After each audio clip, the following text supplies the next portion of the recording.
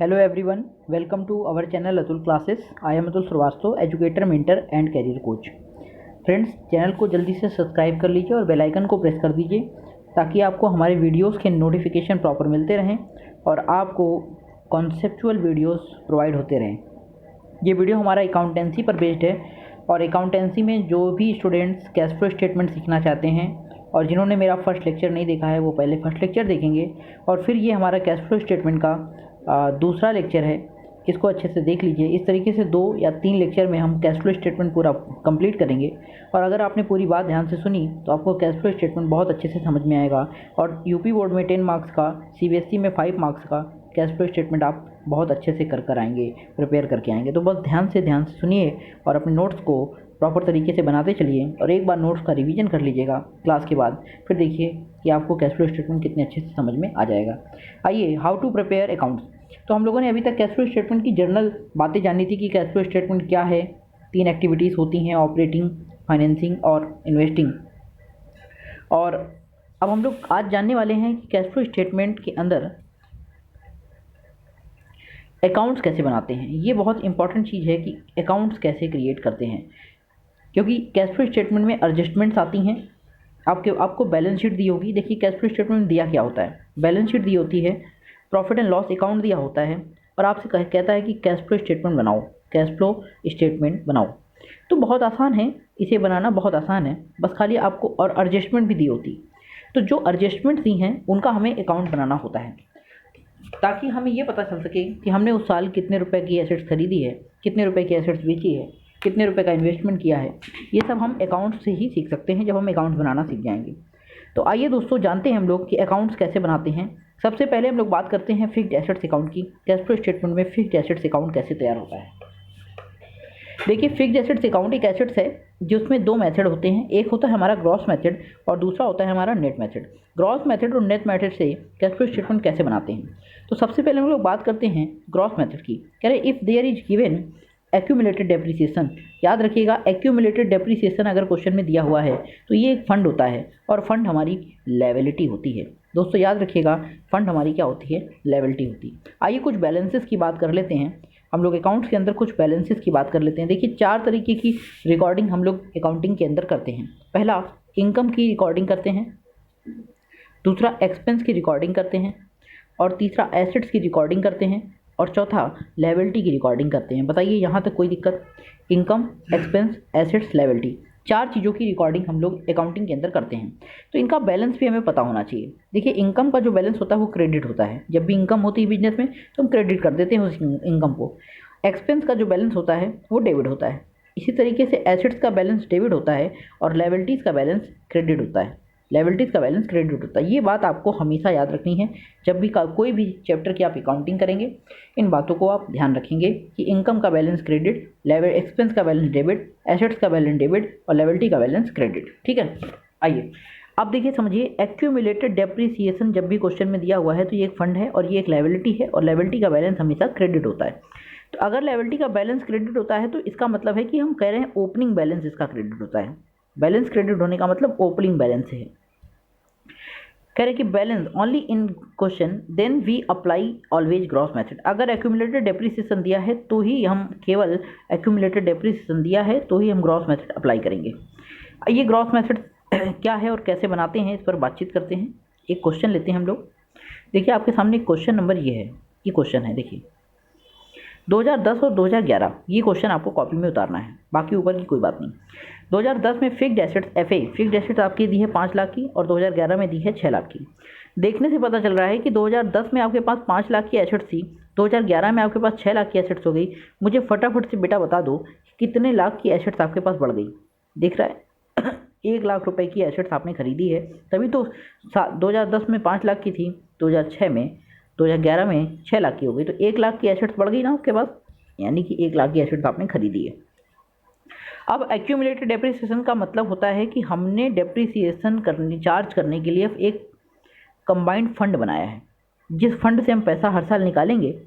मतलब समझिए, प्रोसेस समझिए, फिर से समझिए। यहाँ पर एक्यूमुलेटेड डेप्रिसिएशन है क्या, प्रॉफिट एंड लॉस से हम इकट्ठा पैसा निकाल लिए, किस लिए, डेप्रिसिएशन फंड के लिए। अब इस फंड से पैसा निकाल कर हम डेप्रिसिएशन चार्ज करेंगे। ये 3 प्रोसेस होते हैं। प्रॉफिट लॉस से इकट्ठा पैसा निकाल लेना, तो वो एक्यूमुलेटेड डेप्रिसिएशन फंड क्रिएट हो जाता है और उसी से हम लोग डेप्रिसिएशन चार्ज करते हैं। ठीक, तो एक्यूमुलेटेड डेप्रिसिएशन 1 लाख और 1,20,000 दिया है। इस प्रकार से आपके पास जो एसेट्स बची वो 4 लाख और 4,80,000 की बची। ये क्वेश्चन है।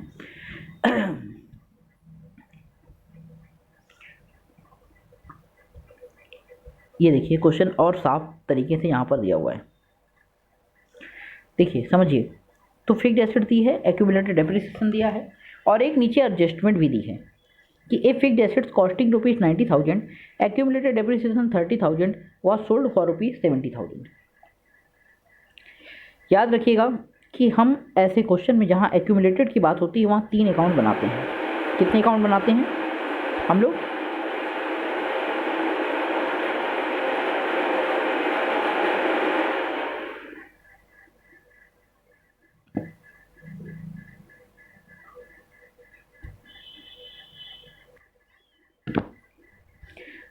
तो हम लोग 3 अकाउंट बनाते हैं। आइए समझते हैं कौन कौन से। पहला फिक्स्ड एसेट्स अकाउंट, याद रखिएगा पहला अकाउंट बनाते हैं हम लोग फिक्स्ड एसेट्स अकाउंट। ये देखिए पहला अकाउंट बनाएंगे हम लोग फिक्स्ड एसेट्स अकाउंट।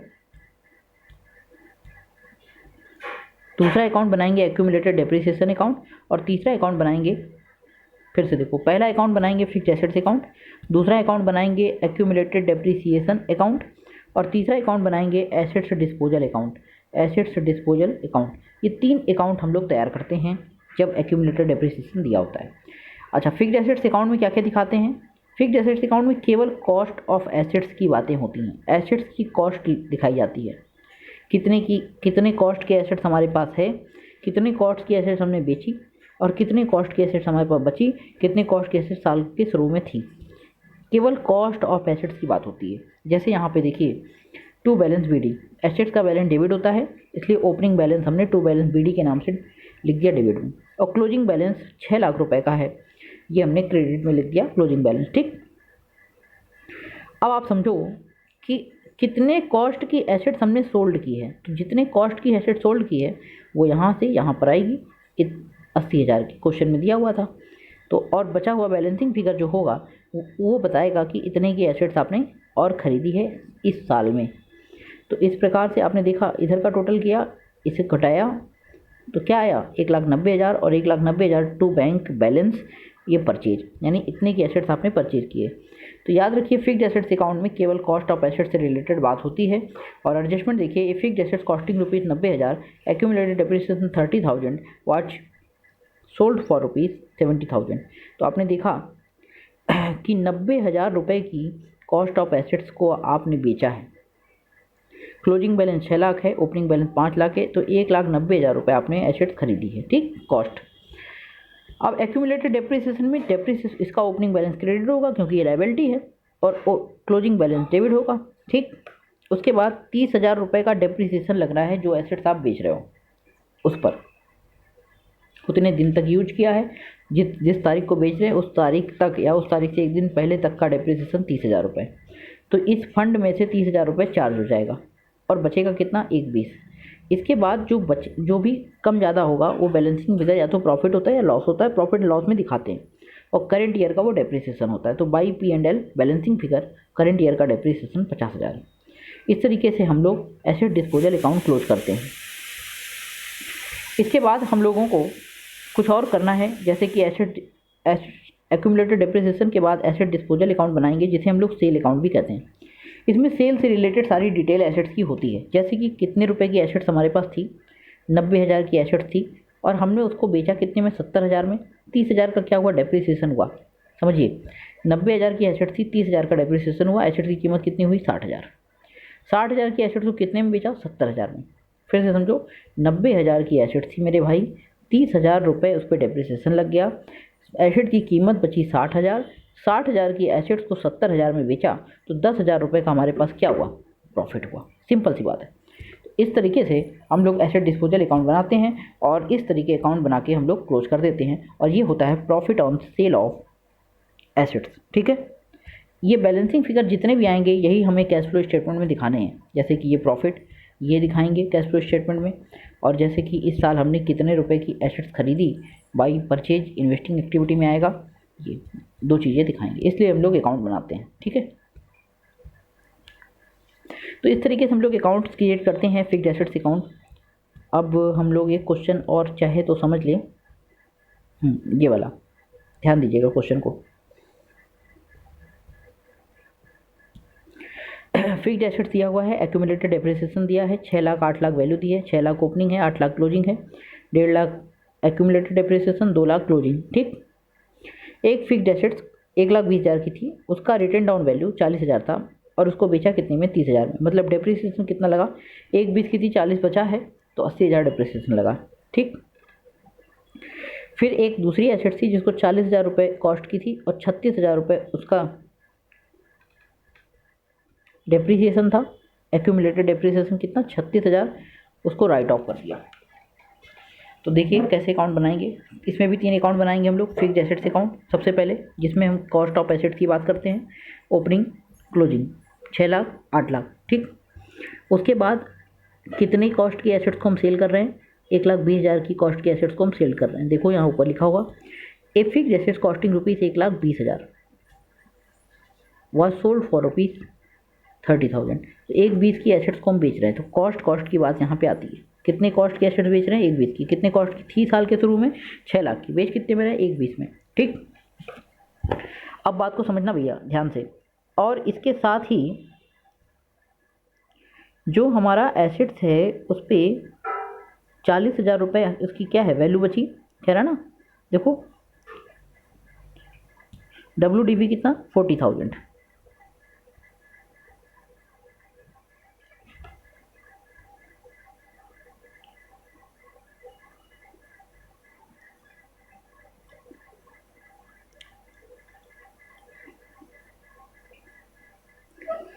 और क्लोजिंग बैलेंस 80,000। ये कैसे,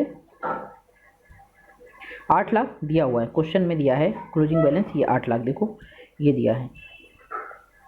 ठीक,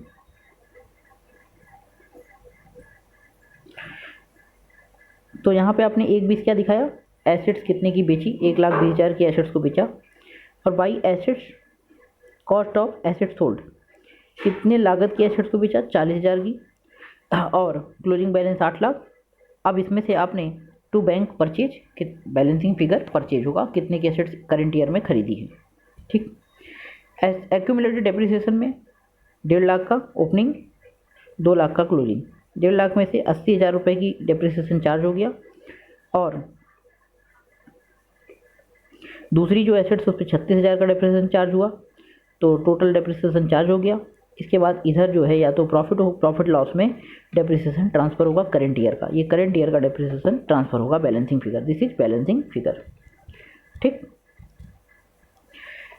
इसी तरीके से एसेट डिस्पोजल अकाउंट यानी सेल अकाउंट। सेल अकाउंट के अंदर सेल से रिलेटेड कितने की एसेट थी, 1,20 की, डेप्रिसिएशन कितना चार्ज हुआ, 80,000 का, बेचा कितने में, 30,000 में। दूसरी एसेट कितने की थी, 40,000 की, बेचा कि डेप्रिसिएशन 36,000।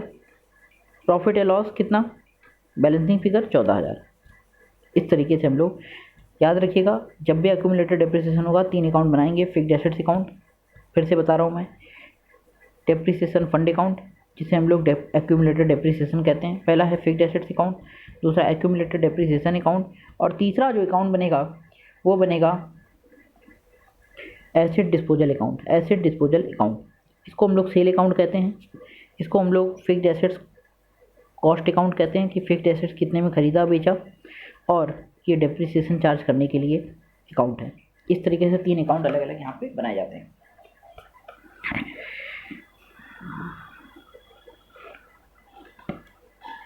और ग्रॉस मेथड के बाद नेट मेथड। देखो नेट मेथड में क्या होता है कि जो भी एसेट्स होती है उसमें एक्यूमुलेटेड डेप्रिसिएशन क्वेश्चन में नहीं दिया होता है, सीधे हम लोग सब कुछ कहाँ दिखाते हैं, एक ही अकाउंट में दिखाते हैं, 3 अकाउंट में नहीं दिखाते हैं।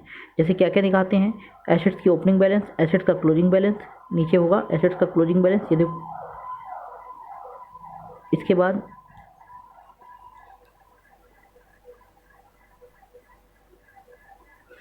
कितनी की एसेट्स बेची, उस पर प्रॉफिट कितना हुआ या लॉस कितना हुआ, डेप्रिसिएशन कितना लगा, ये सारी बातें डिटेल दिखाते हैं। नोट्स बना लीजिएगा फॉर्मेट में।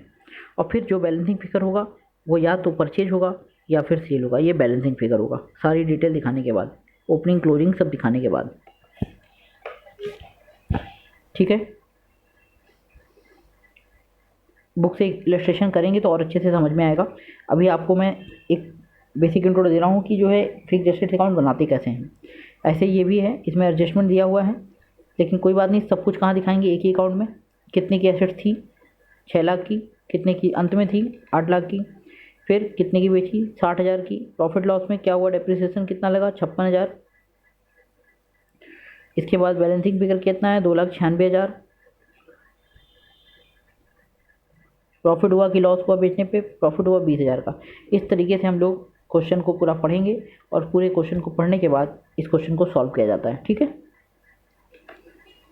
देखो ये ओपनिंग बैलेंस है, मैं फिर से आपको यहाँ पे बता दे रहा हूँ, 6 लाख रुपए ओपनिंग है तो to balance B D assets का, और ये क्लोजिंग है इसलिए बाई बैलेंस सी डी।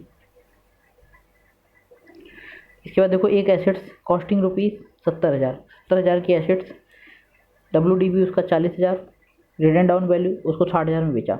सोचिए 70,000 की एसेट्स है, उसकी वैल्यू कितनी है, 40,000, बेचा कितने में, 60,000 में, तो 20,000 का क्या हुआ, प्रॉफिट हुआ। देखो प्रॉफिट आ गया 20,000 का, बेचा कितने में, 60,000 में। समझ गए, इस तरीके से हम लोग बनाते हैं। इसके बाद देखो दूसरा, डेप्रिसिएशन 10% से चार्ज होता है।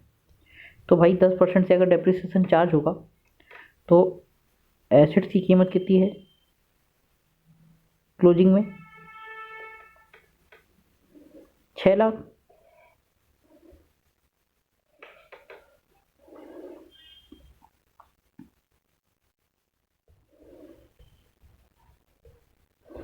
पहले तो देखिए 6 लाख में से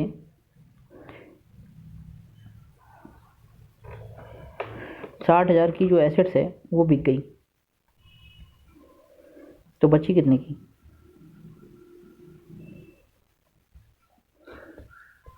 540 की।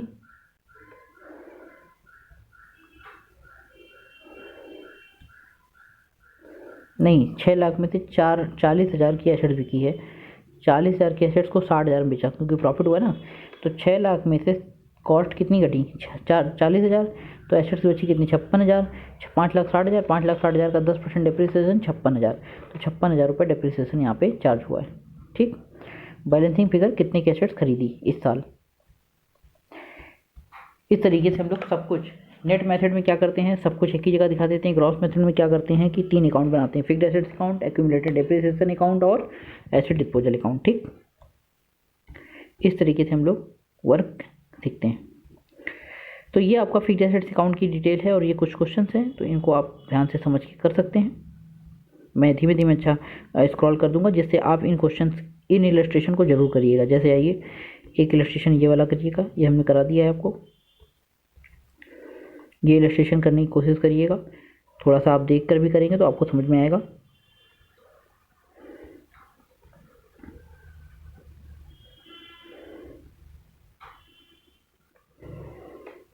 धीमे धीमे मैं दिखा रहा हूँ आपको, आराम से आप पॉज करके वीडियो नोट कर सकते हैं, पूरा सोल्यूशन है। इस तरीके से ही आपको फिक्स्ड एसेट्स अकाउंट की डिटेल मिलेगी।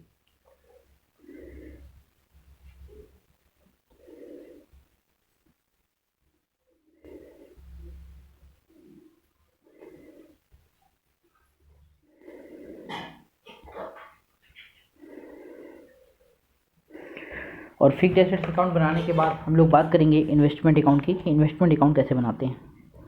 तो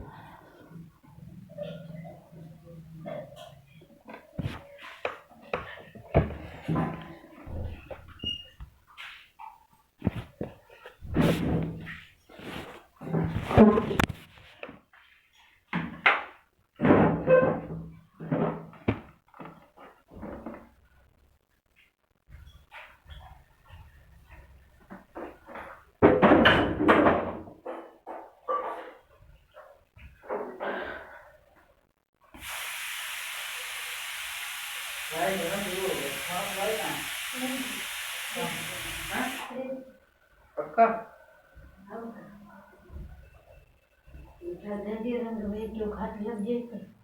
पिंटू गड़बड़ करता है ना। लोग धर दे रहे, तब एक लोग को बैठा के तब हम क्या उठा रहे। खूब गर्मी है। मोबाइल काम है नहीं लाइट जला लिया मेरा। ले लेके चलो। आज तो मतलब आइए बात करते हैं अब इन्वेस्टमेंट अकाउंट की। इन्वेस्टमेंट अकाउंट कैसे बनता है?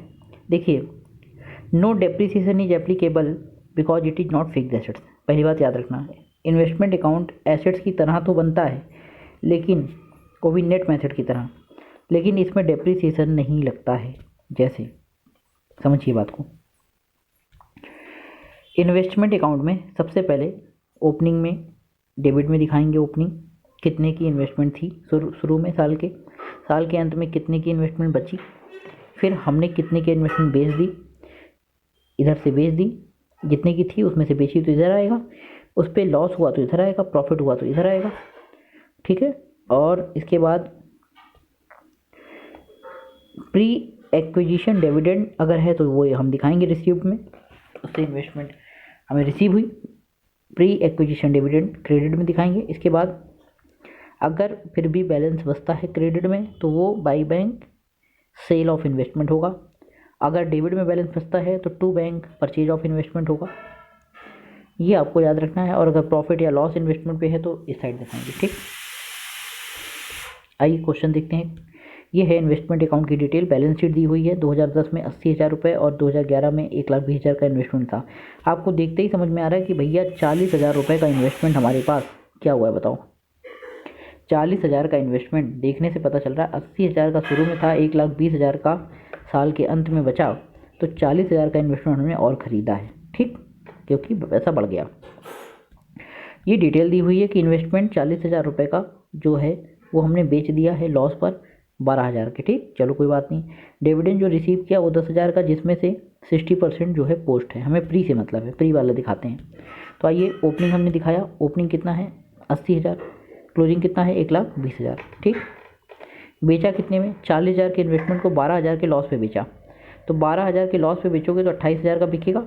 ठीक, और लॉस कितना 12,000 का, टोटल करोगे टोटल कितना आ जाएगा 40,000। ठीक, इसके बाद देखो, प्री एक्विजिशन डिविडेंड 10,000 का डिविडेंड था, जिसमें पोस्ट कितना था 60%। हमें किससे मतलब था, प्री से, तो प्री है 40% मतलब 4,000, तो 4,000 देखो आ गया by bank pre acquisition dividend. और बैलेंसिंग फिगर जो बचेगा वो डेबिट में बच रहा है, इसलिए इसका मतलब है कि इतने का इन्वेस्टमेंट करंट ईयर में आपने परचेज किया है। ठीक, वेरी गुड।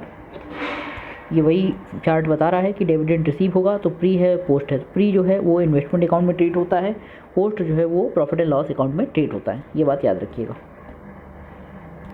अगला अकाउंट है हमारा डिविडेंड अकाउंट, जिसमें डिविडेंड में कई तरीके के अकाउंट आते हैं, क्योंकि डिविडेंड भी कई प्रकार का होता है। तो आइए हर डिविडेंड के बारे में आज जानते हैं हम लोग।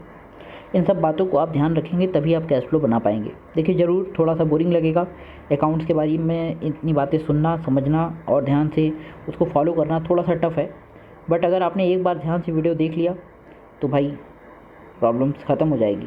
10 नंबर इतनी आसानी से नहीं मिलता है, बात समझ रहे हो ना। कोई भी चीज़ लाइफ में बेटा आसानी से नहीं मिलती है ना। कोई भी चीज़ कंटिन्यू देखना पड़ता है, कंटिन्यू समझना पड़ता है, कंटिन्यू चीज़ों को महसूस करना पड़ता है और वैसा परफॉर्म करना पड़ता है, तभी रिजल्ट आपके फेवर में आता है। डिविडेंड अकाउंट के अंदर समझो, प्रोपोज्ड डिविडेंड का पेमेंट हमेशा नेक्स्ट ईयर होता है। ये बात याद रखना। कुछ बातें हम आपको बता रहे हैं। प्रोपोज्ड डिविडेंड नोट कर लो, प्रोपोज्ड डिविडेंड का पेमेंट हमेशा नेक्स्ट ईयर होता है और यह बैलेंस शीट में आता है। Very good. इसके बाद कह रहा है इंटरिम डिविडेंड का पेमेंट इसी ईयर होगा और यह एप्रोप्रिएशन में आता है। दोनों बातें आपको याद रखनी। अब प्रोपोज्ड डिविडेंड अकाउंट बनाते कैसे, देखो। प्रोपोज्ड डिविडेंड अकाउंट कह रहा है कि सबसे पहले आप ओपनिंग दिखाओगे, क्योंकि प्रोपोज्ड डिविडेंड एक लायबिलिटी है, इसका ओपनिंग क्रेडिट होगा। क्लोजिंग दिखाओगे डेबिट होगा। उसके बाद जितना डिविडेंड ओपनिंग है कि इतना पैसा देना है, प्रपोज्ड है, उसमें से कितना नहीं दिया वो यहाँ पे आएगा, और फिर जितना बचा लास्ट के अंत में वो यहाँ आ जाएगा। और बैलेंसिंग फिगर कितना पेड कर दिया है करंट ईयर में वो टू बैंक से यहाँ दिखा देंगे डेबिट में। और इसके बाद डिविडेंड डिक्लेयर अगर आपने कोई इस साल किया है तो उसको भी क्रेडिट में दिखा देंगे, इस साल कोई डिविडेंड डिक्लेयर किया है तो। ठीक, अनपेड में क्या करेंगे, अनपेड डिविडेंड के अंदर ये भी एक लायबिलिटी है, ओपनिंग क्रेडिट होगा, क्लोजिंग डेबिट होगा, और उसके साथ साथ प्रोपोज डिविडेंड, अगर क्रेडिट में बैलेंसिंग फिगर बचता है तो वो प्रोपोज डिविडेंड होगा, और डेबिट में बैलेंसिंग फिगर बचेगा तो टू बैंक से पेमेंट कर देंगे अनपेड की, इतना अनपेड है इतनी पेमेंट कर दी, ठीक है, वेरी गुड। और लास्ट डिविडेंड है इंटरिम डिविडेंड, जो साल के बीच में दिया जाता है। इंटरिम डिविडेंड में आप कितना पेमेंट कर दिए हो टू बैंक से, और उतना ही पैसा आप प्रॉफिट एंड लॉस अकाउंट से चार्ज कर लोगे जितना आपने पेमेंट कर दी। तो एक क्वेश्चन देख लेते हैं हम लोग, जैसे ये प्रोपोज डिविडेंड का क्वेश्चन है, 10 में 80,000, उसके बाद 1,20,000, 11 में, तो साल के शुरू में प्रोपोज डिविडेंड 80,000 का था, साल के अंत में 1,20,000 का। तो देखिए ओपनिंग 80,000, क्लोजिंग 1,20,000, और डिविडेंड डिक्लेयर 120 क्योंकि जितना क्लोजिंग होता है उतना ही डिविडेंड डिक्लेयर होता है, ये बात याद रखिएगा। और बचा हुआ 80,000 जो है वो डिविडेंड पेड है, बैलेंसिंग फिगर डिविडेंड पेड होगा। और देखिए यहाँ पे लिखा हुआ है जितना क्लोजिंग बैलेंस होगा वही डिविडेंड डिक्लेयर भी होगा, याद रखिएगा। यहाँ अनपेड वाली बात भी है, तो देखिए इस क्वेश्चन को, प्रपोज्ड है अनपेड है, प्रपोज में 60,000 और 1,50,000 ओपनिंग क्लोजिंग, और अनपेड का क्लोजिंग 12,000 दिया है, इंटरिम डिविडेंड पेड है 50,000। तो देखिए प्रपोज डिविडेंड का पहले अकाउंट बनाएंगे जिसमें ओपनिंग आपको दिया है, क्लोजिंग दिया है, ओपनिंग दिखा दो और क्लोजिंग दिखा दो। ओपनिंग 60,000, क्लोजिंग 1,50, अनपेड कितना है इसमें से 12,000, और इसके अलावा डिविडेंड डिक्लेयर कितना होता है, जितना क्लोजिंग होता है उतना ही डिविडेंड डिक्लेयर होता है, तो 1,50,000 दिखा दिया। इसके बाद जो बैलेंसिंग फिगर है वो 48,000 रुपये, इतने का डिविडेंड पेड किया है करंट ईयर में। आइए, अनपेड ओपनिंग नहीं दिया था, क्लोजिंग दिया था 12,000, क्लोजिंग जितना होता है उतना ही प्रपोज डिविडेंड होता है, वो इतना दिखा देंगे और बस मैच कर जाएगा, ठीक। इंटरिम डिविडेंड में पेमेंट होती है, कितने की पेमेंट की, 50,000 की, और उसको प्रॉफिट एंड लॉस में चार्ज कर लेंगे। इस तरीके से हम लोग अकाउंट बनाते हैं। अब अगला अकाउंट है हमारा प्रोविजन फॉर टैक्स अकाउंट। देखिए प्रोविजन फॉर टैक्स अकाउंट क्या होता है, टैक्स के लिए हम लोग प्रोविजन करते हैं, तो एक प्रकार की ये लायबिलिटी है क्योंकि टैक्स पेड नहीं करे, प्रोविजन कर रहे हैं। तो opening balance credit, closing balance debit, कितने का टैक्स देना है, कितने का साल के अंत में बचा है, प्रोविजन बनाया है हमने, साल के शुरू में कितना प्रोविजन है, साल के लास्ट में कितना प्रोविजन है, ये बना लिया। उसके बाद प्रॉफिट एंड लॉस में प्रोविजन क्रिएटेड, बैलेंसिंग फिगर, और इधर अगर बैलेंस आ रहा है डेबिट में तो उतने का टैक्स पेड किया, इतना देना था इतना पेड कर दिया टू बैंक से, ठीक। क्वेश्चन देखते हैं हम लोग, provision for tax, opening 70,000, closing 1,20, provision for tax में ओपनिंग 70,000, क्लोजिंग 1,20, और इसके बाद जितना क्लोजिंग होता है उतना ही प्रोविजन क्रिएटेड होता है, प्रॉफिट एंड लॉस में दिखाते हैं। और बचा हुआ 70,000 जो है, ये 70,000 है, 70,000 जो है ये टू बैंक से टैक्स की पेमेंट हो गई, ठीक, वेरी गुड। तो इस तरीके से लगभग डिविडेंड अकाउंट एक जैसा बनता है और प्रोविजन फॉर टैक्स अकाउंट भी एक जैसा बनता है। अब बात करेंगे डिवेंचर, शेयर और कैपिटल अकाउंट, शेयर कैपिटल और डिवेंचर अकाउंट। देखिए both account are maintained in same manner, चाहे शेयर अकाउंट हो, चाहे डिवेंचर प्रेफरेंस शेयर अकाउंट हो या डिवेंचर अकाउंट हो, एक ही जैसा बनता है क्योंकि दोनों ही क्या है, लायबिलिटी है। लायबिलिटी का ओपनिंग क्रेडिट होगा और क्लोजिंग डेबिट होगा। रिडेम्पशन करोगे अगर कोई डिवेंचर की या प्रेफरेंस शेयर की तो पेमेंट होगी डेबिट में, debenture account debit to bank account, payment हो गई। पेमेंट पे अगर प्रॉफिट होगा तो इस साइड दिखाएंगे और लॉस होगा तो इस साइड दिखाएंगे, क्रेडिट साइड में, ठीक है। अगर कोई डिवेंचर या प्रेफरेंस शेयर इशू कर रहे हो तो पैसा आएगा, इसलिए क्रेडिट में दिखाओगे, bank account debit to debenture, तो डिवेंचर क्रेडिट बोला, क्रेडिट लिखेंगे बाई बैंक अकाउंट। और उसके बाद अगर कोई बैलेंसिंग फिगर बचता है तो वो या तो पेमेंट होगी या तो इशू होगा, याद रखिएगा, या तो payment of redemption of debenture होगा, पेमेंट ऑफ डिवेंचर या शेयर प्रेफरेंस शेयर होगा, या फिर इशू ऑफ प्रेफरेंस शेयर होगा और वो यहाँ पर आएगा क्रेडिट में, ठीक। ये आपका क्वेश्चन है, ध्यान से देखिएगा। आपके इस क्वेश्चन में क्या दिया है, प्रेफरेंस शेयर दिया है 100 रुपये वाले, 6 लाख और 4 लाख के, साल के शुरू में 6 लाख का था, साल के अंत में 4 लाख का, मतलब पेमेंट हुई है 2 लाख की, ठीक है। प्रेफरेंस शेयर वर रिडीम 95 रुपीज़, 95 रुपीज़ में आपने पेमेंट की है प्रेफरेंस शेयर की।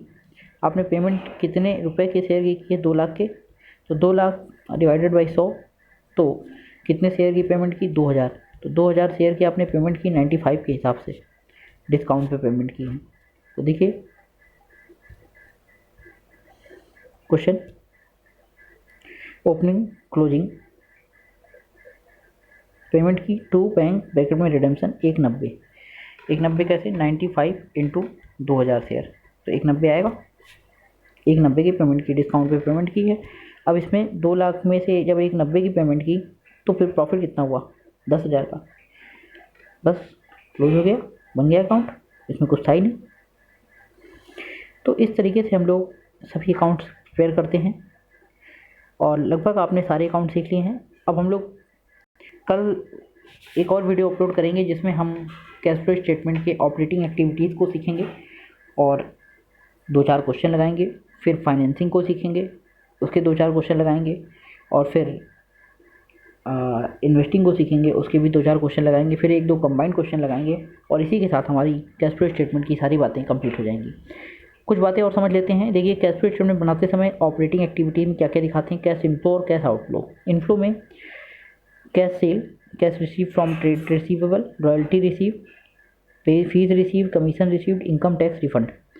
क्रेडिट साइड यानी जब पैसा जाता है तो cash purchase, payment to trade payable, payment to operating expense, payment to wages, income tax paid.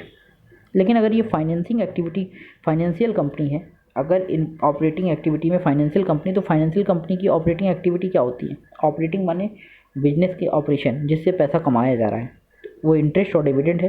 Financial company क्या होती है, LIC जो इंटरेस्ट डिविडेंड देती है, बैंक, ये सब फाइनेंशियल इंस्टीट्यूशंस हैं, है ना। बैंक हो गया, फाइनेंशियल लोन प्रोवाइड करने वाले इंस्टीट्यूशंस हैं। तो वो क्या करते हैं, उनकी जो इनकम है, लोन जब देते हैं तो उनका इंटरेस्ट और डिविडेंड ही उनका इनकम होती है। तो receipt of interest and dividend in company, किस कंपनी का ऑपरेटिंग है, फाइनेंशियल कंपनी का। Sale of security financial company का ऑपरेटिंग है और ब्रोकरेज ये फाइनेंशियल कंपनी का ऑपरेटिंग है। Payment of interest, payment of purchase of share securities, ये सभी आपके फाइनेंशियल कंपनी के क्या हैं, ऑपरेटिंग एक्सपेंस हैं। इन्वेस्टिंग एक्टिविटी की बात करें तो देखिए इन्वेस्टिंग एक्टिविटी आपको इससे ना पढ़कर याद रखना है कि देखिए सेल ऑफ फिक्स्ड एसेट्स, इससे पैसा आएगा, fixed assets. Sale of investment, इससे पैसा आएगा, घटाओगे क्या, परचेज ऑफ फिक्स्ड एसेट्स। फिर क्या घटाओगे, परचेज ऑफ इन्वेस्टमेंट, पैसा जाएगा, घटा दोगे। तो वही देखो यहाँ पे लिखा हुआ है, issue of share, issue sorry यहाँ देखो अभी इन्वेस्टिंग की बात चल रही है। Sale of fixed assets, sale of investment, marketable securities, interest receive, dividend receive. 2 बातें और भूल गए, interest receive, dividend receive, rent receive, ये तीनों। और रेंट इन्वेस्टिंग एक्टिविटी का पार्ट है, इन्वेस्टमेंट से आ रहा है रेंट, तो रेंट रिसीव भी हमारा इन्वेस्टिंग एक्टिविटी की इनकम है। पैसा जाएगा कैसे, फिक्स्ड एसेट्स को बेचने पे, खरीदने पे जाएगा, इन्वेस्टमेंट खरीदने पे जाएगा, इनकम टैक्स पेड किया है तो पैसा जाएगा, और इनकम टैक्स इन्वेस्टिंग एक्टिविटी में पे किया है तो। अब बात करेंगे फाइनेंसिंग में, तो फाइनेंसिंग में शेयर को इशू करना होता है, शेयर की पेमेंट करना होता है, डिवेंचर को इशू करना होता है, डिवेंचर की पेमेंट करना होता है। आप देख लो, डिविडेंड की पेमेंट, इंटरेस्ट की पेमेंट, ये सभी हमारी फाइनेंसिंग एक्टिविटी है। बस इन बातों को ध्यान में रखोगे तो आप कोई भी एक्टिविटी का क्वेश्चन आराम से कर लेंगे। और आपको ये सब पहचानना आना चाहिए कि कौन सी एक्टिविटी किस से रिलेटेड होती है। जैसे आप देखो यहाँ पे पहली एक्टिविटी का नाम है कैश सेल। कैश सेल किससे रिलेटेड है, ऑपरेटिंग से, क्योंकि ये बिजनेस की मेन ऑपरेशन से इनकम होती है। कैश परचेज, ये भी ऑपरेटिंग है। रेंट पेड, रेंट पेड कर रहे हो तो भैया जहाँ पर आप बिजनेस चला रहे हो वहाँ रेंट पेड कर रहे हो तो ये ऑपरेटिंग का काम है, इसलिए ऑपरेटिंग में आएगा। इसके बाद कैश इन हैंड, इससे कोई मतलब होता नहीं, कैश एंड कैश इक्विवेलेंट में ही आता है। इनकम टैक्स पेड, ऑपरेटिंग में अभी आपने देखा। ऑफिस एक्सपेंसेस, ऑपरेटिंग में। Balance at bank, cash and cash equivalent में। देखो बैंक और cash, cash and cash equivalent का पार्ट है। सेल ऑफ मशीन, सेल और परचेज ऑफ मशीन किस में आता है, याद है आपको,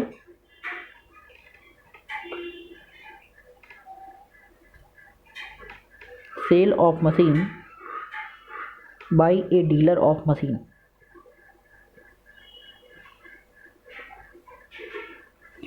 तो ये आपका आएगा ऑपरेटिंग में, क्योंकि वो डीलर है मशीन का, तो वो सेल कर रहा है तो उसका एक ऑपरेटिंग का बिजनेस है, ठीक है।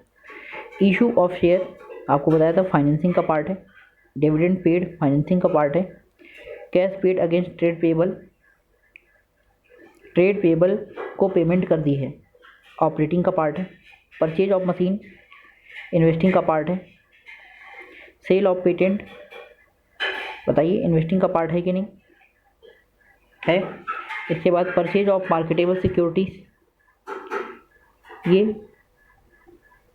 मार्केटेबल सिक्योरिटीज आपकी कैश एंड कैश इक्विवेलेंट में आती है। Purchase of goodwill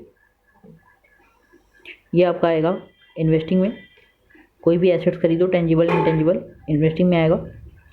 short term deposit in bank cash and cash equivalent में, क्योंकि पैसा डिपॉजिट है बैंक में, पैसा ही है। Purchase of securities non marketable investing में आएगा, जो मार्केट से रिलेटेड नहीं है। ऐसी सिक्योरिटी आप परचेज कर रहे हो, ये इन्वेस्ट कर रहे हो आप, मतलब cash receive from debtor operating का पार्ट है ये, ठीक। इस तरीके से हम लोगों को ये पता होना चाहिए बाइफर्केशन कि कौन सी एक्टिविटी किसका पार्ट है। ये इंपॉर्टेंट क्वेश्चन बन जाता है, कॉपी में इसको कर लेना। तो बाकी की क्लास दोस्तों हम लोग नेक्स्ट टर्न पे करेंगे। तब तक के लिए आपको अकाउंट्स बनाना मैंने सिखाया इस वीडियो में, और प्लस हमने बेसिक इंट्रोडक्शन दिया कि किस एक्टिविटी में कौन सी चीज़ें आती हैं, और पहला इलस्ट्रेशन कर लिया है। अब कुछ और एग्जाम्पल हम लोग करेंगे और समझते चले जाएंगे, ठीक है। तब तक के लिए thank you very much. Channel के साथ जुड़े रहिए और अपने दोस्तों तक शेयर कर दीजिए। यूपी बोर्ड के लिए अच्छी प्रिपरेशन करिए। अगर आपको यूपी बोर्ड एग्जाम या सीबीएसई एग्जाम्स में कोई गाइडेंस चाहिए तो कमेंट बॉक्स में ज़रूर लिखिए, मैं आपको गाइड करूंगा और प्रॉपर तरीके से बताऊंगा कि आपको क्या प्लान करना है, कैसे प्लान करना है। कोई भी चीज़ की प्लानिंग आपको कैरियर से रिलेटेड, एजुकेशन से रिलेटेड ज़रूरत हो तो विदाउट एनी हेजिटेशन कमेंट करिए और मुझसे पूछिए, ठीक है। Have a nice day, good luck.